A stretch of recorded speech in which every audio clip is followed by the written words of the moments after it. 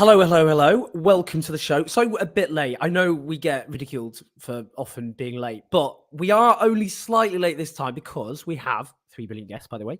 But one of those guests is over the Atlantic because we're talking the war on trans people is what we're talking about today. And alas, it's not just a British phenomenon, though it has certain British characteristics.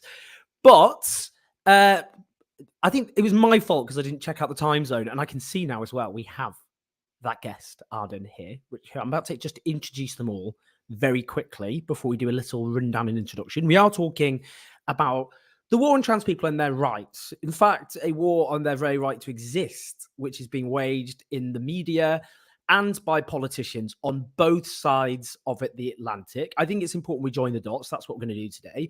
The reason the show is very important is because this debate has been dominated by people like myself, cis people, but generally I have to say cis people with a very different perspective on trans rights than myself. That is constantly talking about the very existence of trans people without trans people even being in the room. That's in broadcast interviews, that's in newspaper columns, that is amongst politicians. That needs to be corrected, and that's what we're doing today. So before we do my introduction, I'm just going to bring in, just so everyone knows, we've got our 3 brilliant guests. Let's bring them in. Come on, let's say hi to them all, and we'll check to see if Arden's connection works, because we didn't test beforehand. We have the brilliant Arthur. Everyone, round of applause. Hello, Arthur. Whoop, whoop, Hello. whoop. We've got the brilliant Arden Hart, who is from across the Atlantic. Big round of applause. Whoop, whoop, whoop. Hey. And we have Felix Fern, who is also on this side of the Atlantic. Whoop, whoop. There we go. It's great to have you all. Hello, hello, hello. Yeah, hi. Thanks for having me. Arden, you've got a very professional setup. We didn't need to test your setup, so panic over there. Okay, what I'm going to do now is have a little rundown introduction. So we'll be back with our guests in just a few short minutes. So first, let's just have a little look at what we're talking about in terms of, if you like, the war on trans people that's taking place across the Atlantic. It's been quite the week, and quite a brutal week in lots of ways, which began, I suppose, with the British government. This was just over a week ago, actually, announcing at first that it was scrapping all plans to ban conversion therapy. So originally it was going to not do any ban on conversion therapy, whether that be for gay people who are cis, or whether that's people who aren't trans, or for trans people. Then they U-turned and said, actually, they will ban conversion therapy, but not for trans people. Now, that caused, understandably, a big uproar amongst LGBTQ people and their allies. There was a big international conference the British government was supposed to be hosting. LGBTQ organisations cancelled their participation. Here's a piece by Nancy Kelly, who is the head of Stonewall. That is not just actually Britain's main LGBTQ, God, can't even pronounce the initials of my own minority, the head of the biggest LGBTQ civil rights organisation in Britain. It's actually the biggest in Europe, incidentally. A ceaseless war has been waged on Stonewall in the British media, including, I have to say, on Nancy Kelly, as was the case with her predecessor, Ruth Hunt, because, of course, those who argue that they're fighting against the silencing of women have decided to silence Nancy Kelly and Ruth Hunt over and over again by mercilessly monstering them online and in the British media as well. Now, we're going to have, I should apologize, I mean, bear in mind, we're going to have a show focusing on hearing from trans people. As I've said, trans people's existence are being debated and discussed by people who aren't trans. Let's just have a rundown just quickly. Here's a little clip from Boris Johnson, unfortunately our Prime Minister, talking about his justification, his rationale for not banning conversion therapy for trans people. I'm sad about their reaction because these are good organisations with whom we have had great relations over a long period of time. I'm very proud, by the way, of everything that I've done and our party has done to champion these issues. I was one of the first Conservatives to call for equal marriage. The Conservative government brought it in. I think when I became Foreign Secretary, I insisted that the LGBT flag should fly even in over embassies where other parts of the world where they didn't necessarily share our values. So I'm 100% committed to this, and we will have a ban on gay conversion therapy, which to me is utterly abhorrent. But there are complexities and sensitivities when you move from the area of sexuality to the question of gender. And I'm afraid there are things that I think still need to be worked out. I'm sorry we haven't been able to reach agreement with. I'm bored of that. Actually, just to be clear on this, by the way, Boris Johnson knows better than the British Medical Association, the UK Council for Psychotherapy, the British Psychological Society, Mind, and the Royal College of Psychiatrists. These are the actual specialists in the field, all of whom have condemned the British government for not banning conversion therapy, which should be regarded as a form of torture against LGBTQ people. Now, statistically, it's shown that trans people are significantly more than double, actually, as likely as people, cis people, not trans, LGB people, to have conversion therapy.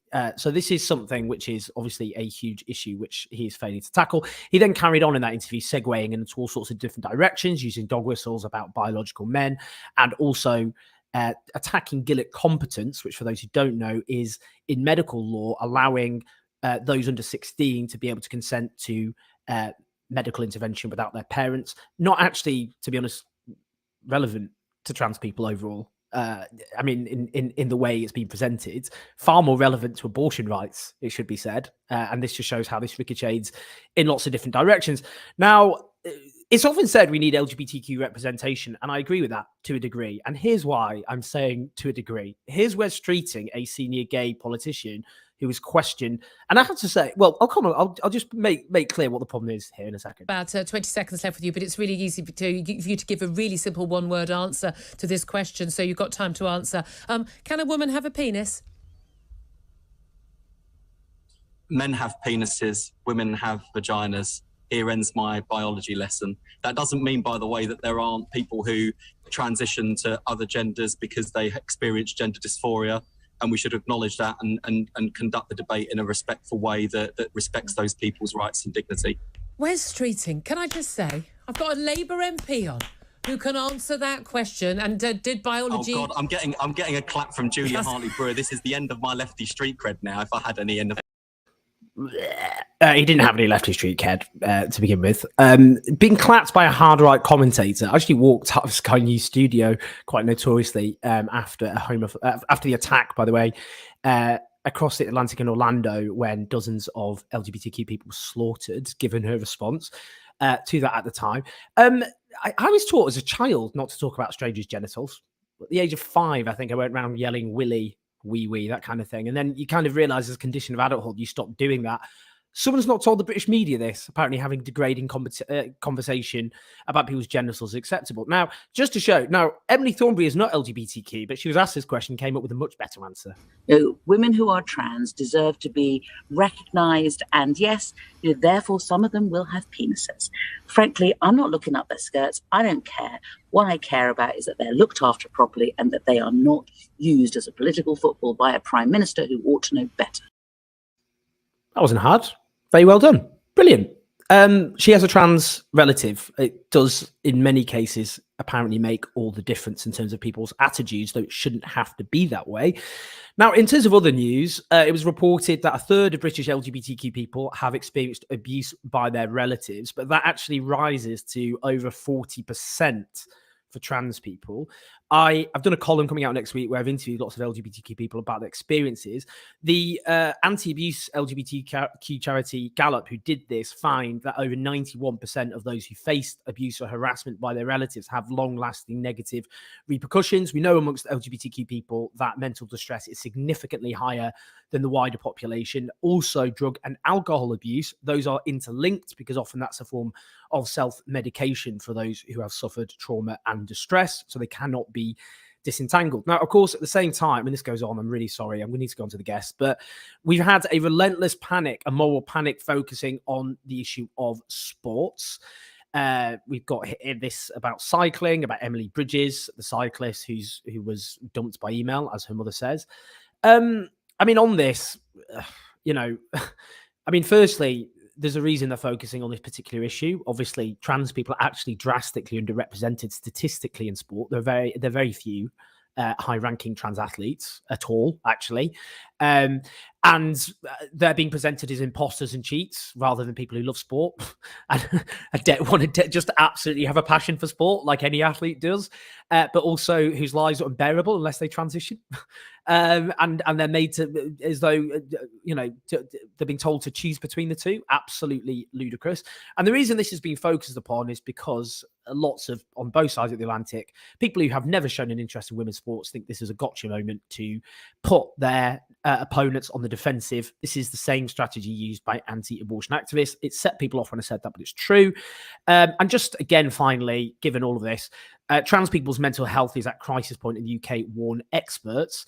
And the reason helplines are saying this is because media coverage has been so awful, partly across the board, not just the right-wing newspapers.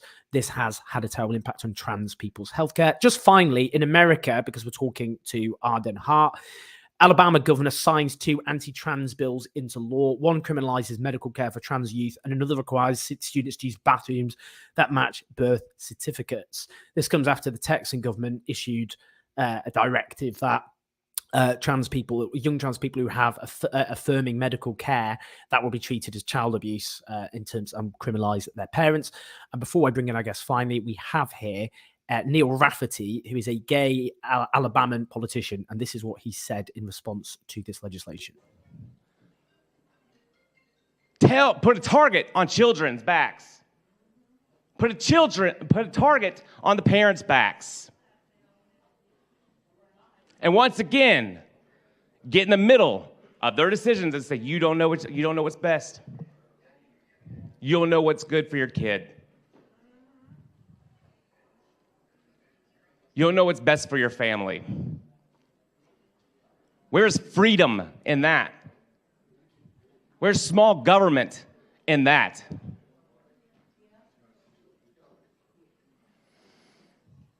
Please, I'm begging y'all. All right, I'm not begging. You're right, I'm not begging. You're right, I'm not begging. What's gonna happen is gonna happen. Just don't you dare call me a friend. Brilliant stuff. Courageous given that particular horrific, toxic political atmosphere. Just before I bring them in then, firstly, do support us on patreon.com/OwenJones84. We're doing this show on a Saturday, not Sunday. The reason is because we're going to France for the presidential election to film a documentary on whether Marine Le Pen will win. Pretty alarming given the polls suggest she's actually got a very good chance of winning. So thanks to your support, we're making that documentary. Lots of you have asked us to make that documentary, so we're doing it. So thank you very much for suggesting it. So do support us, or you can use Super Chat to put questions to the guests on YouTube, and also that will support that documentary and other documentaries as well. We're doing lots of interviews. I've not been doing this because of the book, but now we're going to start doing the documentaries and interviews properly all over again, as well as these shows. Do press like on YouTube, press the YouTube link. I know lots of you watching on Facebook, but press YouTube, do subscribe, and also listen to us on our podcast. That's enough for me. I'm bored of myself. Let's bring in Arthur, Felix, and Arden. Hello. Right. I want to ask a quick question to all of you. I mean, firstly, I was at an event, an LGBTQ event yesterday, and I spoke to an LGBT person who I know, and they just said they were exhausted after this week in particular, becoming after lots of other weeks. I guess just a basic question, which is, how are you feeling at the moment? How would you explain to someone who says how you're feeling in the current atmosphere? Let's start with you, Arthur. I would say exhausted is fair. The sort of level of media coverage in the last week has certainly noticeably increased the level of abuse that I've been getting on social media. I mean, yesterday I posted 2 pictures of me wearing glasses and asked which ones should I pick. And I had people replying to me about my genitals and all sorts of other stuff. And it's just, why, when seeing a picture of somebody trying on 2 pairs of glasses, did you immediately jump to what's in their pants? What's wrong with you? And it's just tiring to have to constantly go through and block these people whilst also seeing all of the coverage in the mainstream media. It's just absolutely exhausting. Arden, how are you feeling over there? We've just shown an example, obviously, from down in Alabama. How are you feeling given what's happening in the United States? Yeah, it's been definitely overwhelming here as well. I think, a lot of the adult trans people in the US are trying to be conscious of like the actual target of a lot of these bills, which is trans kids. But something I've brought up a couple of times is how that impacts trans adults too. If these legislations go through and our healthcare providers are charged with like a felony for doing their due diligence and treating kids, doesn't that mean that we would lose our healthcare providers? So certainly things feel very precarious, and it's hard to keep going when it feels like you are fighting like a forest fire with a plastic bucket of water. Felix. Yeah, very much echoing everyone else. I mean, I've been engaged very heavily in the activism scene for the last 2 or so years, and in the last few months, things have ramped up so heavily that the amount of losses we've had in the community from people who have not been able to keep their mental health stable has been so clearly a result of what's happening in the mainstream media and with the government. And it's appalling because it is literally killing people. And those who are still with us, like myself and everyone else, are struggling. It's so incredibly tiring just wanting to be able to do your daily activities and live your general life, knowing that there's this constant pressure on you where any wrong move, if you are visible at all, means that you can be punished just for existing. In terms of conversion therapy, and I know, Arden, obviously you're across the Atlantic, but obviously conversion therapy happens on both sides, but we have this particular focus this week because of what's happened in this country. Now, I mean, it's interesting because the anti-gay moral panic often, well, it did focus on protect our children. We spoke the other week about Anita Bryant and her Save Our Children campaign. It was this idea gay people were, well, it was said in the 70s, they can't reproduce, so they have to recruit. So it was this idea they were brainwashing children with terrible long-term effects for kids. In the 80s, it was this idea got mixed with HIV/AIDS that there will be your children will come out, will be brainwashed into being gay, and these will be the terrible consequences for them. Let's just talk about this issue of so-called conversion therapy and what this idea that, I mean, I would hope lots of people take it as read that you can't de-gay someone, nor should you want to, and that why that should be the case with trans people as well. Let's mix it around. Felix, let's start with you this time, just in terms of conversion therapy and what it actually means when trans people are subjected to it and why it's a nonsense on its own terms. It's such a similar thing to gay conversion therapy. We did a very impromptu protest outside of a large Christian organization that was trying to stop the ban on conversion therapy. And I had to witness Laura Kate Dale, one of the other members of Trans Activism UK, trying to explain to people over and over again the impact of it, as she has gone through religious conversion therapy for being trans. And it's horrific. They use literally the exact same methods. It's the same subject, and it's not therapy, it's a practice, and that practice is torture, and it impacts people the exact same way. You cannot force someone into a life of misery. If you do, the consequences are never good. I feel very sorry for those who have undergone it and do believe that they are now living their truth, and all the power to them. They are doing what they feel makes them happy, but I worry about people like that. I worry about anyone who has undergone it and is on the other side, because they're just a survivor of torture. That's all it is. Arden, you've got a really interesting perspective here, because a lot of focus in Britain is on those who've detransitioned, and people who detransitioners, that's a valid experience. Longitudinal studies suggest it's about 1%. In the same way, abortion regret is a legitimate experience. It's actually higher, according to studies, about 6%. We shouldn't make abortion policy based on abortion regret and likewise. But Arden, what's interesting when people talk about detransition is they often think it's people who basically have decided actually they're not trans at all. Can you tell us your story and why actually even the focus on the very small number of people who detransition is actually, that whole narrative is actually far more complicated? Yeah, so I think kind of towards the data you're acknowledging there, that when we're talking about people who detransition, a good portion of those people are not people who have realized, oh, I'm actually cis, I want to live a very heteronormative life. They are people who have experienced a lot of vicious abuse at the hands of, their family, their peers, or maybe their employer or their education.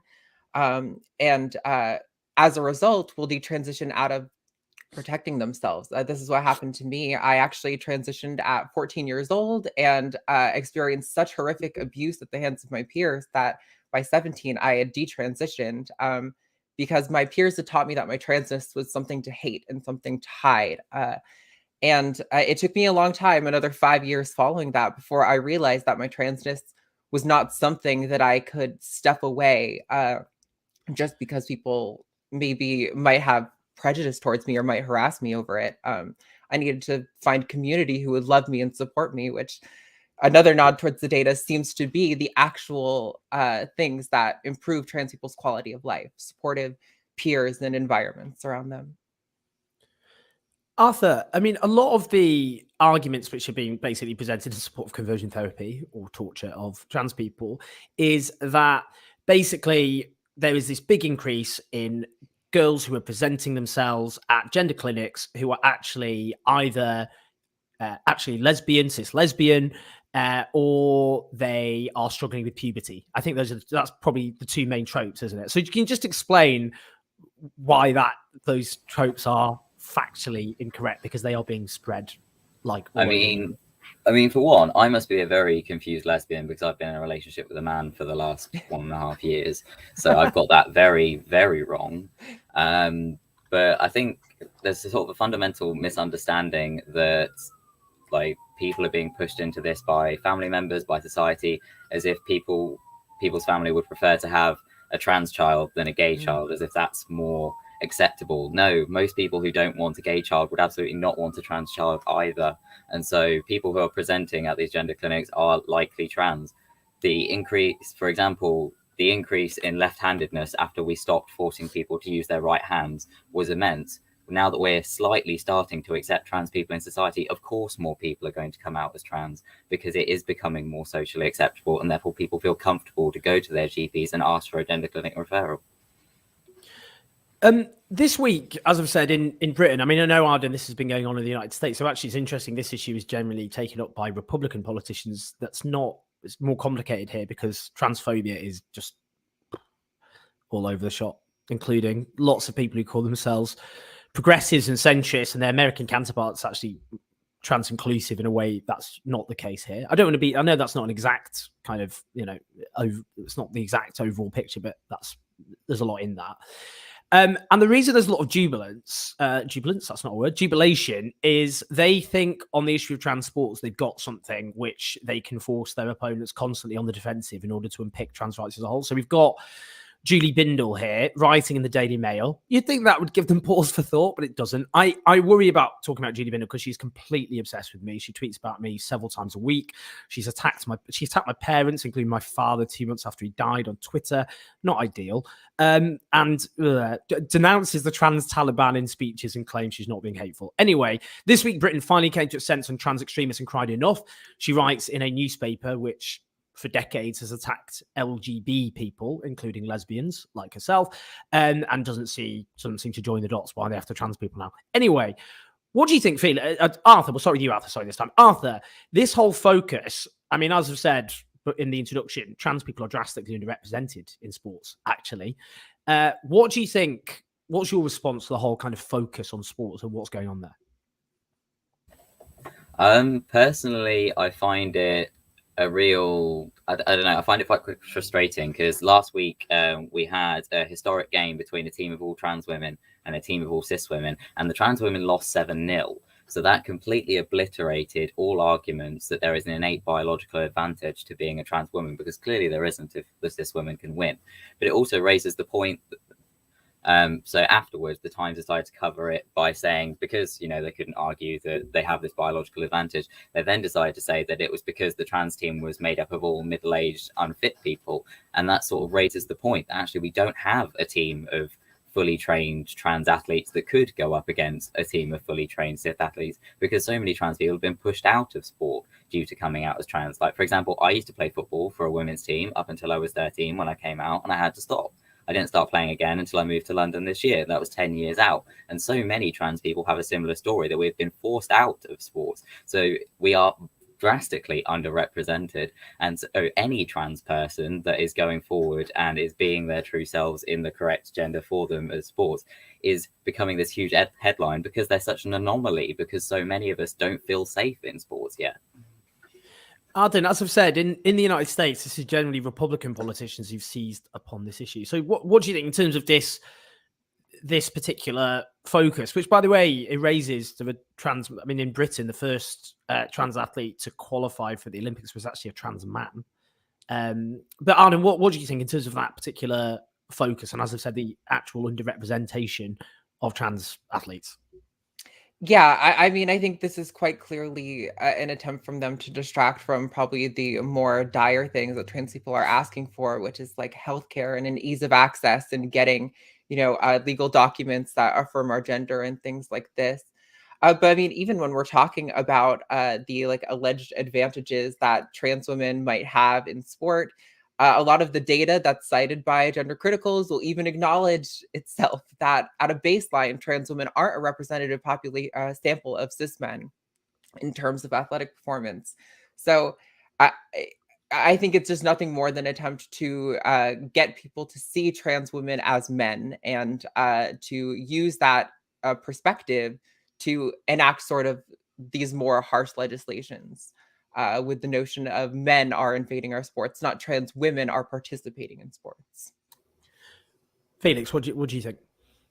I completely agree with both. And like Arden says, it's a distraction tactic. I think not only to distract from the actual trans issues that are important for us to discuss, but also a distraction from women's rights, because suddenly everyone is so interested in women's sports and protecting women and making sure they have a platform.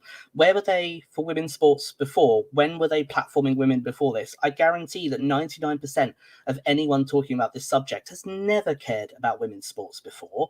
Anyone that I do know who is actually into women's sports, quite often cis men, don't care about the subject because they're still interested in supporting all female athletes.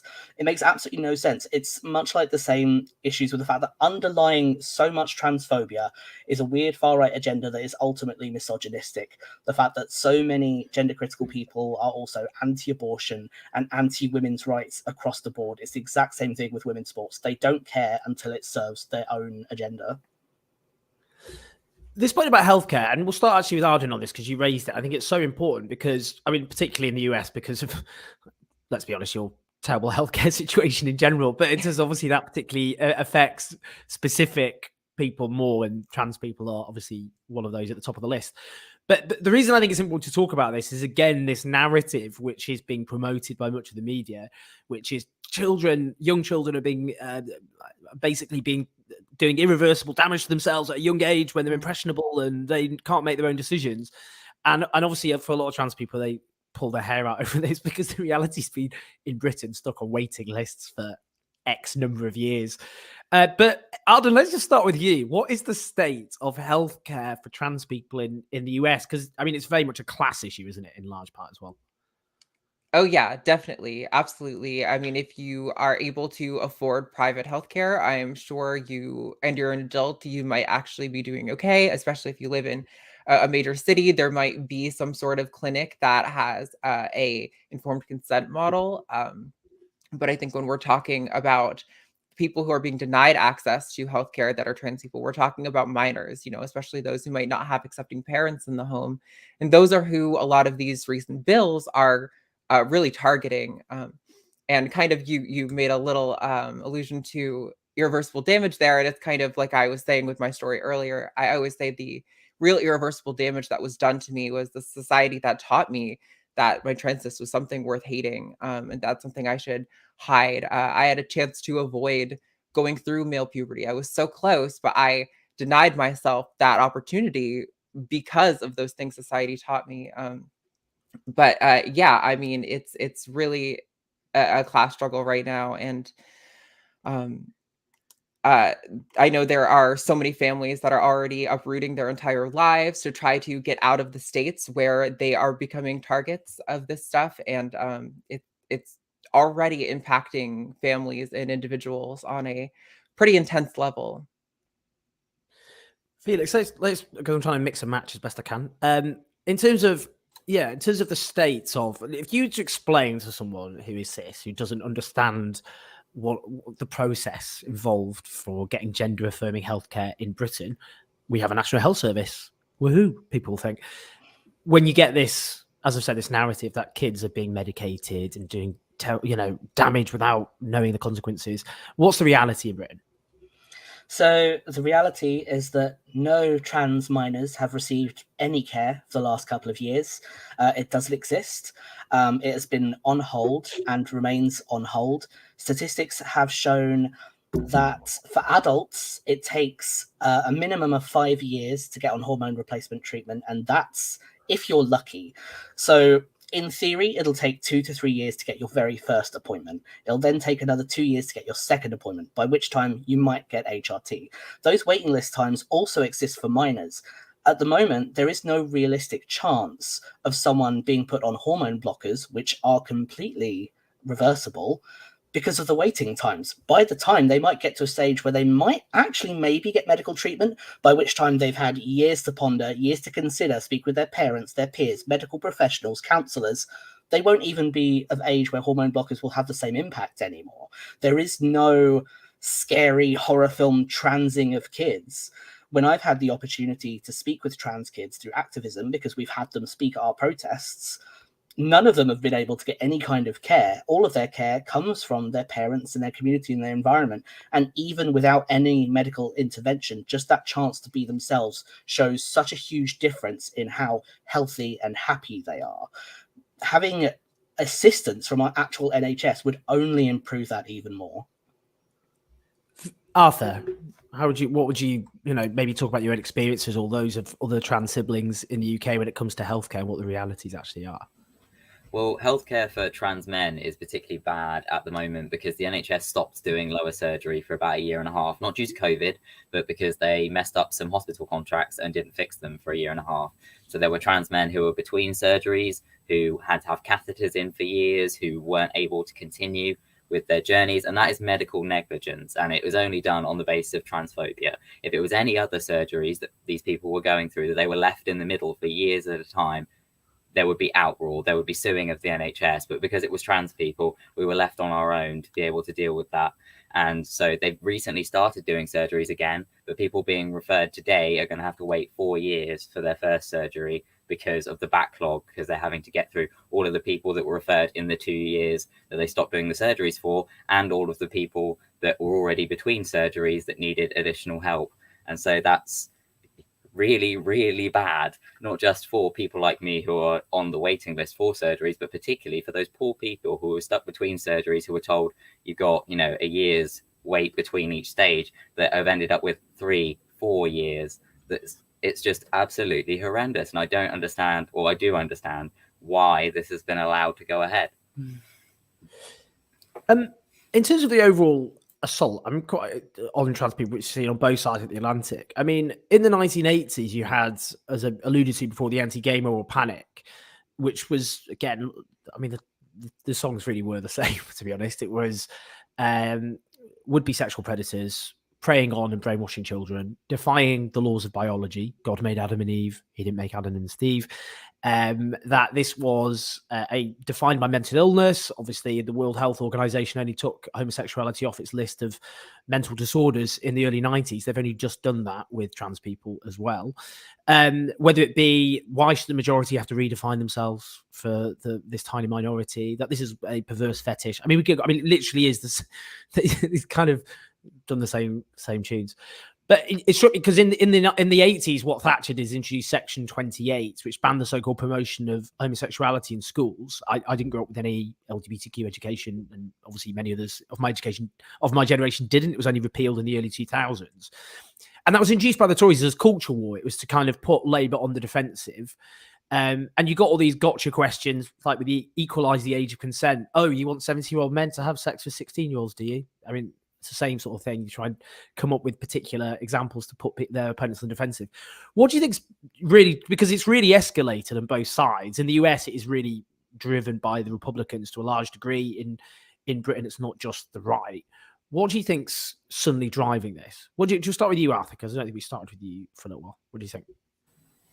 At the moment, it very much feels like a distraction tactic from everything that's going wrong with the Conservative government, with particular the controversies around Rishi Sunak and his tax status. And so it doesn't, to me, feel like a coincidence that suddenly pretty much every member of government, Sajid Javid, Boris Johnson, all of them have now suddenly got opinions on whether a woman can have a penis or not. It very much feels to me like a distraction to try and divide the general public, to make them forget that we've got, fuel crisis, we've got, cost of living is through the roof, and we've now got this controversy with Rishi Sunak as well. To me, it does not seem like a coincidence. It very much feels like that they are chucking us under the bus in the vain hope that the general British public will forget the reason why they're angry at the Conservative government. And to me, it doesn't feel like it's working.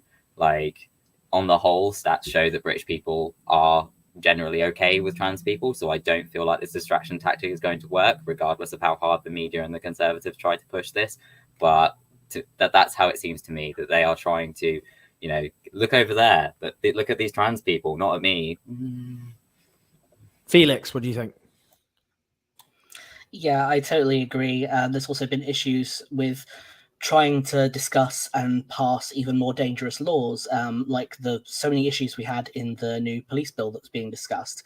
I think there's a big problem with intersectionality and the fact that if they can just pinpoint one group and make it seem really scary, we can all ignore the fact that they're also discriminating against these other groups, but they're doing it in a more sly way to suggest it's not a problem, such as the government claiming that they're not systematically and institutionally racist, even though hate crimes have risen. Everything statistically suggests that's not the case. But the fact that we've had Black, Brown, and Indigenous people have been more at risk recently. There have been so many attacks on Gypsy, Roma, and traveller groups. And misogyny. Misogyny is still a big root of things, which is also so closely interlinked with homophobia, which I think we tend to associate homophobia being closest with transphobia because of LGBTQ+. And I think that's why homophobia has now been more on the rise, because if people are going to fight back against transphobia, they'll start to lean towards another group. It's all just one big blanket to attack people who are different. It's a domino effect. If they successfully attack us, they will just move on to another group. They successfully made lives hell for gay people in the 80s and 90s, and then they just merged on to other types of queer people and people of colour, and it'll continue to get worse unless we actually opt for a government that isn't going to inherently attack anyone who is vaguely marginalised. Arden, what do you think? Yeah, I think I like that you noted to the Adam and Steve thing, because I think Governor Ivey in Alabama, before she passed the most recent ban on trans healthcare, even cited her belief in God as part of the reasoning. Obviously, I can't speak to the UK, but I think in the US, what we're seeing is sort of like, I've been thinking it's the dying throes of the conservative Christian nationalism sort of that we're seeing, an attempt to get the general public, or at least that that constituency, to dehumanize a certain group. That way they can continue their dehumanization efforts that I think they would like to enact on other minority groups, like women. Obviously, abortion rights have been a big target for a while as well. I believe there a Republican who recently came out saying that interracial marriage and marriage equality for LGBT people should also be a state's issue. So I definitely think these are attempts from this sort of Christian nationalistic perspective to get their foot in the door for their constituency to be okay with them dehumanizing other groups of people as well.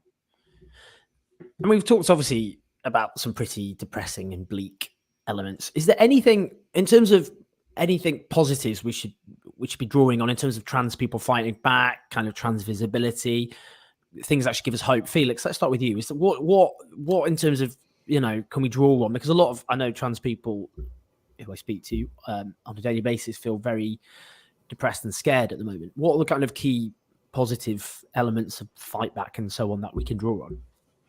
Ultimately, we are still here, and we're going to remain here. No matter how difficult it is for people to survive in this environment, we're never going anywhere. And I think trans people, because we have more community now, thanks to things like social media, whilst there's a lot of negativity there, we also have the benefit of people are more organized, they're more collective, they're able to support each other far more. So in doing trans activism, if it wasn't for people banding together, I wouldn't have been able to organize protests. We wouldn't have been doing what we are. Like the fact that the Safe to Be Me conference was cancelled, that happened because people are banding together. That wasn't just organizations saying, oh, maybe we shouldn't actually support this. That was because of trans people behind the scenes talking to one another, engaging with grassroots groups, and grassroots groups, thanks dyslexia, and actually discussing with one another what the problems are with the government. If people weren't doing that, we wouldn't see moves like that. From a media standpoint, it just looks like the government has had a bit of a hiccup and it looks a little bit bad. But actually behind the scenes, what it does is send a very clear message of solidarity that trans people are making a difference, and we will keep making a difference. It will get better. It's just very hard work, but people are doing that work and it's worth sticking around for. And I think it's important to say as well what you've referred to there in terms of the Say to Me conference and the mass withdrawal of LGBTQ organisations. It's been pointed out it's the most united the LGBTQ communities have been against the government since Section 28 in the late 1980s. So it's good that solidarity exists. Arden, let's just, in terms of over in the US, and as I mean, we're always interested here because we talk a lot about kind of the British strain of transphobia, if you like, the British variant of the transphobic virus, which is, as I've said, you do have this kind of more dominant so-called gender critical. They call themselves gender critical feminists, and they're strong in supposedly progressive and liberal circles, whilst in the US, they're, I would say, much weaker actually in so-called centrist or progressive circles. So just like gives some hope, at least there's a kind of more unity on the progressive or liberal or centrist or whatever side you want to call it. And what all kind of things are of hope are there in the US? Yeah, I mean, I would like to echo everything Felix said. I think that the trans community and the queer community generally is remarkably resilient. No matter what you do to us, we have a innate ability to come together in a way that I think is really beautiful. But I think at least within our government here in the US, I'm not going to stand Biden all day or everything he does, but I will say, especially in response to the order from Greg Abbott in Texas, the White House made a very strong statement in support of trans rights, and the HHS secretary also made a really strong statement in defense of trans rights, that these sorts of bills were, unconstitutional and unscientific. So I think it's nice to know that at least some faction of our government is at least aware of the facts around trans rights and is going to, even if they're just words for now, it's more than we've gotten from a lot of politicians in the past, I think. I think, and with that, like I said, the facts are on our side. So that's where I draw my hope from. Arthur, what do you think? I think sort of in terms of the more fluffy stuff, there's more trans characters on TV than ever. There's more trans authors out there than ever. We are creating our own spaces and creating our own narratives. And the media can't get us to go away. As much as they won't platform us on the news, as much as they won't give us articles, fine, we'll make our own. Like, as much as they want to push us aside and make us be quiet, we won't ever be quiet. We have found our community. We're here. We have every right to be here, and we will stay here. Like, we're like an awkward itch on your back. You really cannot get rid of us. We are here to stay. Sorry, not sorry. Just finally, then, to wrap up and kind of proactive thing for cis people, what we can do to be allies, what we can do to support. And I should say, actually, just to flash up, there will be a protest this Sunday outside Downing Street against the government's refusal to ban conversion therapy or torture for trans people. So that's Sunday, 1 p.m. Obviously, lots of people now listening to this or watching this after the event, but nonetheless, if this is before the event, Sunday, 10 o'clock. Sorry, not 10 o'clock. Well, you can, but you're early. Sunday, 1 o'clock outside 10 Downing Street. No ban without trans. That is obviously against the government's refusal to ban conversion therapy. So what can cis allies do? Who did we start? I can't remember. Just someone pipe up. I can't remember whose turn it is. What can cis people do to support trans people, our trans siblings? Who wants to start? Arden, go on. All right.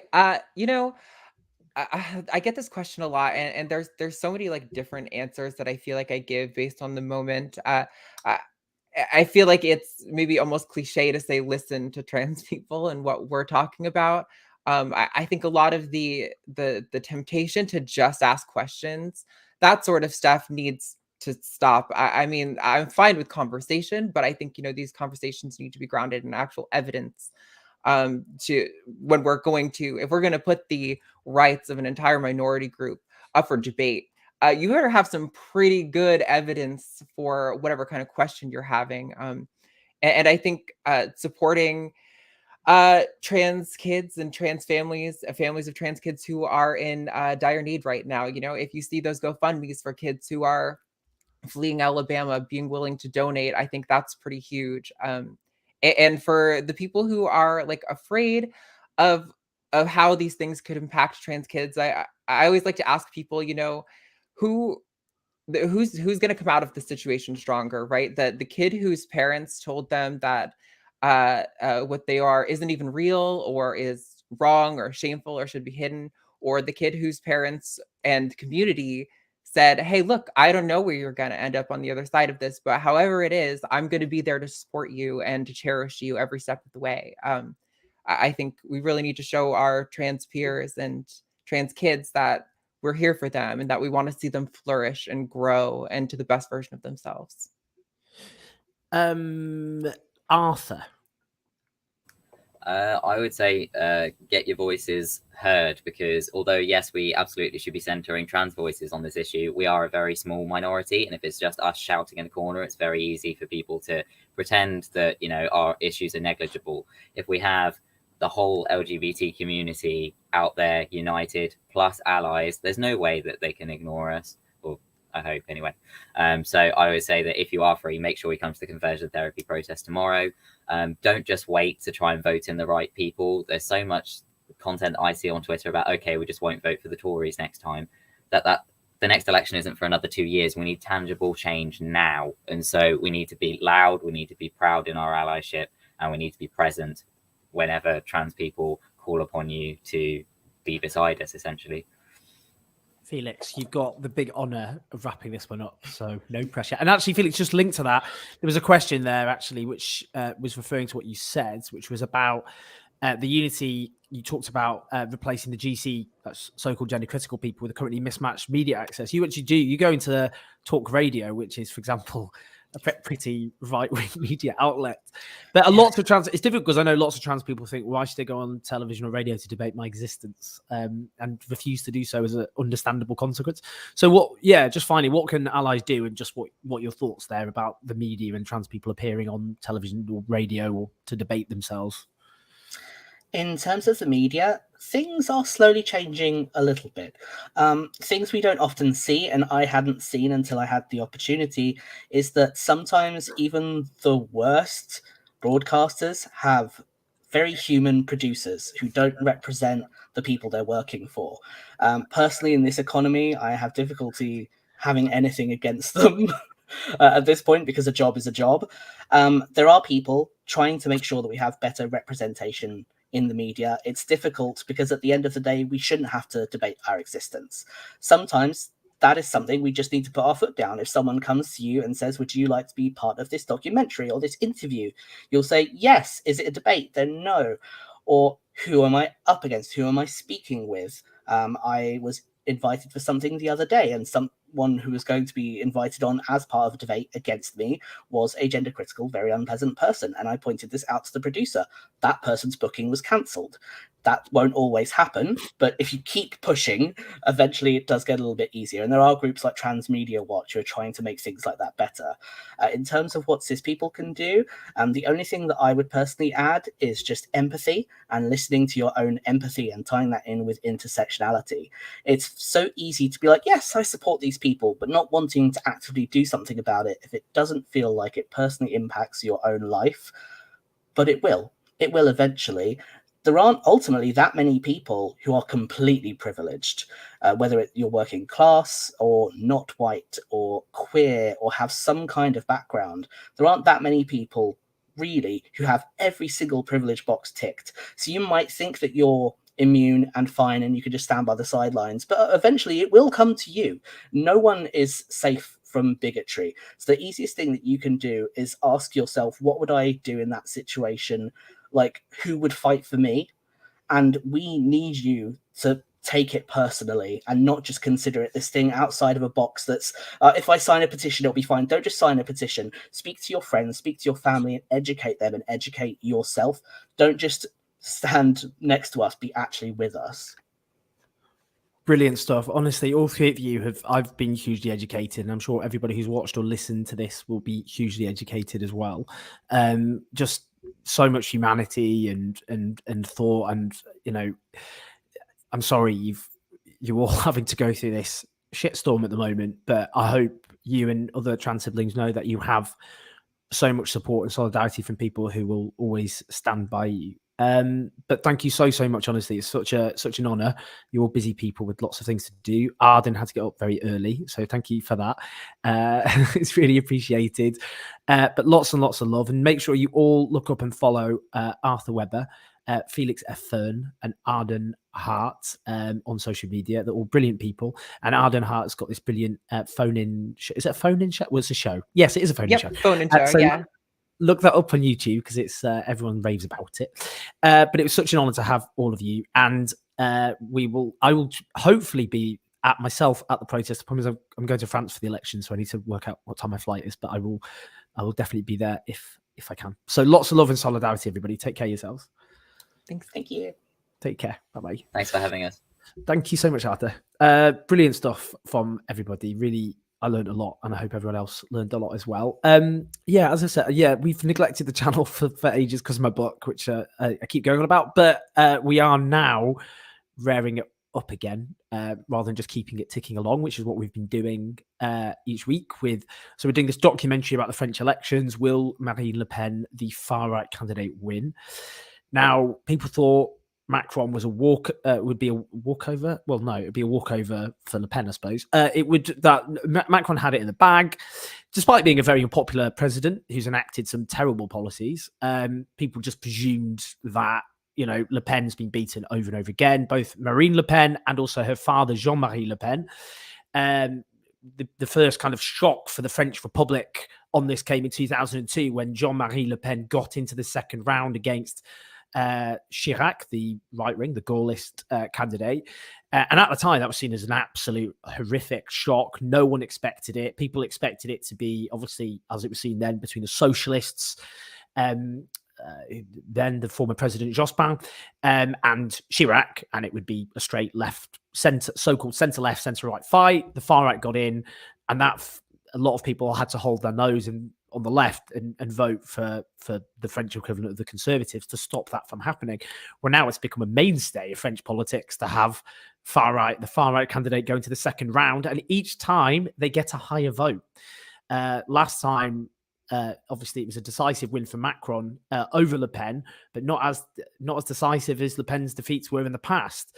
Now, Macron is presented as a centrist candidate, but in practice is a right-wing neoliberal who's enacted assaults on social provision within France, and his proposed policies, continued policies in that kind of vein, which coincides with the fall in his polling. And what's disturbing is what Marine Le Pen has done. It's quite interesting because Jean-Marie Le Pen in the 1980s, as the far-right kind of rising movement, was very much a reaction against the socialist administration of François Mitterrand, who in the early 80s enacted policies which were actually pretty radical, to be honest with you. His ministers spoke about a break with capitalism. They had a coalition with the communists. That then swung actually to the right in the 1980s, in line with the general political and economic trends in the Western world and beyond. But actually, the far right then posed as being quite neoliberal, I would say. But now they've adopted the rhetoric and some of the substance of left-wing economic policy. So they're vying for kind of being racist, as well as being economically interventionist. David Boratta asks, what's happened to the left in France? Very good point. So the socialists were obviously a massive party in France, one of the main parties of the French Republic. And you had François Hollande, who became the president in 2012, promising to break with austerity. He did not do that. That caused massive disillusionment amongst his base and caused a fracture within the so-called centre-left within France. And what happened there is some of them, the overtly neoliberal types, went with Macron, who obviously formed his own centrist formation. And then on the other hand, you got the left who dissented from that, who went to France Insoumise, led by Mélenchon, Jean-Luc Mélenchon, who became the standard bearer of the left. So in the last presidential election, 2017, Mélenchon, there were 4 top candidates and Mélenchon was one of them. They were actually pretty close together in the first round, because bear in mind, in the French presidential election, you get the first round, then you get the second round. So we've got the first round coming up tomorrow, Sunday, and then 2 weeks later, you get the second round. In the first round, it's a free-for-all. In the second round, there's only 2 candidates who get the top percentage. The socialists have collapsed as a political force on about 2%. It's absolutely astonishing because, well, for that reason, they divided their base into 2 different directions because of their policies under François Hollande. So the odds are it will be between Macron and Marine Le Pen. There is a chance. Mélenchon has risen quite dramatically and is kind of, I guess, you know, the competitor to Marine Le Pen for the second choice. It depends whether there's some other left candidates, do their voters shift to Mélenchon now to stop Le Pen getting into the second round. It's on them, really. If they don't, it will be between the 2. Now, the polling has massively narrowed. It showed a big, decisive lead for Macron. But one poll showed Le Pen winning. Now, I still think the odds are that Macron will win, but it's not definite. There's a very significant chance. And some people are comparing this now to the Brexit result or Hillary Clinton and Donald Trump in 2016, because, you know, people kind of presume there will be an obvious outcome, but the polls are shifting in a particular direction, which is very close. And actually, you can see with one poll already how Le Pen could win. Another poll, it was 51-49 for Macron, but that's still very close. It's only 2 weeks till the final round. So there's a big question mark. Anyway, it's interesting, isn't it? I'll go to France. We're going to France, thanks to you. So thanks for supporting us with patreon.com/Jones84. So we're going to do more of these documentaries. That was one of the main points of the channel. I'm sorry we've had to just keep ticking it over. I just didn't have the time because of my book and the other commitments I had, but we're just sorting that out now. So we'll do that documentary and other documentaries. Thanks to David Bauer today, obviously, and Tad, and to Arthur. So we've got lots of those to come, and we're going to be interviewing again. We've got started to line up some great interviews. Nish Kumar, I need to get back to him, for example. Some of you want me to interview Peter Hitchens again. He's up for it, so we'll do that. We did say we'd speak to different perspectives, obviously, but we've got a long list. I'm going to get in touch with Noam Chomsky and Judith Butler, who we've previously interviewed, but a lot's happened since. But there's lots of other examples. So I'm going to do a post on Patreon after this to ask for those suggestions. Great. Thanks for everyone. Thanks for the guests. And yeah, as I've said, we will be doing far less of the ticking over the show and doing more of these, and for the podcast, etc. as well. All right, everyone. Speak to you soon. Looking forward to our documentary about the French presidential elections. I'm excited. Lots of love, and I will see you shortly.